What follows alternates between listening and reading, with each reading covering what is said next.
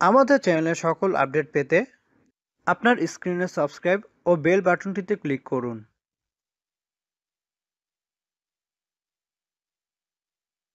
খুশিমতো চলাফেরা, খাওয়া দাওয়া, জীবনযাপন অনেক করেছেন, কিন্তু গর্ভধারণের পরিকল্পনা থাকলে গর্ভানুকূল পরিবেশ অর্থাৎ নিয়মমাফিক জীবনযাপনে অভ্যস্ত হতে হবে। গর্ভাবস্থায় একজন নারী ঘরের কোন কোন কাজ করবেন আর কোন কোন কাজ এড়িয়ে চলবেন এ নিয়েই আজকের ভিডিও।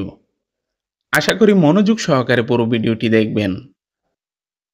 গর্ভাবস্থায় ঘরের কাজ কি নিরাপদ? এক কথাই বলবো, আপনি অধিকাংশ বাড়ির কাজ করতে পারবেন।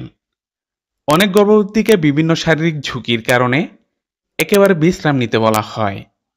যদি আপনাকে ডাক্তার এরকম কোনো সমস্যার কথা না বলে থাকে বা আপনার কোনো শারীরিক সমস্যা না থাকে, অবশ্যই ঘরের কাজ করতে পারবেন। গর্ভাবস্থায় কি কি কাজ করতে পারবেন? রান্নার জন্য বিভিন্ন শাকসবজি কাটাকাটি করা এবং এগুলো ধোয়ার কাজ অবশ্যই করতে পারবেন। তবে দাঁড়িয়ে কাটতে হলে মাঝে মাঝে বিরতি নিন।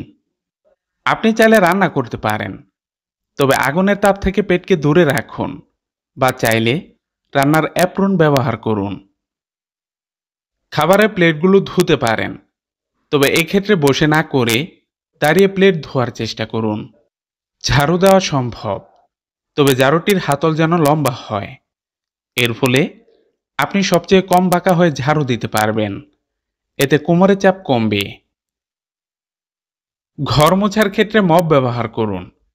এটির হাতলের কারণে আপনার জন্য সহজ হবে মোছার কাজটি। নুয়ে বা নিচু হয়ে ফ্লোর বা খাটের নিচে মুছতে যাবেন না, এগুলো অন্য কাউকে দিয়ে করান। বাথরুম পরিষ্কার করতে পারেন, তবে মারাত্মক কিছু কেমিক্যাল ব্যবহার করবেন না। লেবুর রস, সাদা ভিনেগার, বেকিং সোডা ব্যবহার করুন। কাপড় ধোয়া, একসাথে অনেকজনের কাপড় এই সময় ধুতে যাবেন না। আপনার নিজের ব্যবহৃত কাপড়গুলো নিয়মিত ধুতে পারেন, তবে পিচ্ছিল মেজে হলে সাবধান থাকতে হবে। যে সকল কাজ এড়িয়ে চলতে হবে: যে কোনো ভারী জিনিস তোলা বা বহন করা নিষেধ। এ সময় বর্ধিত পেটের কারণে এগুলো করা উচিত নয়।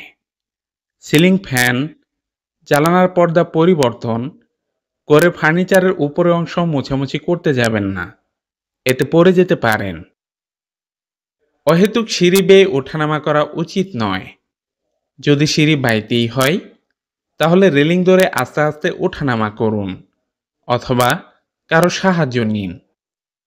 অনেকের এখনও টিউবওয়েলের পানি ব্যবহার করতে হয়, কিন্তু গর্ভবতী হওয়ার পর থেকে টিউবওয়েল চাপা নিষেধ।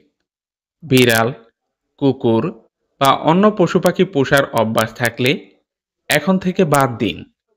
এদের থেকে গর্ভবতীদের সংক্রমিত হওয়ার প্রবণতা দেখা যায়। ঘরে মশা স্প্রে বা কোয়েল ব্যবহার করলে সতর্ক থাকুন। এই স্প্রে বা কোয়েলগুলো ভালো মানের নয়।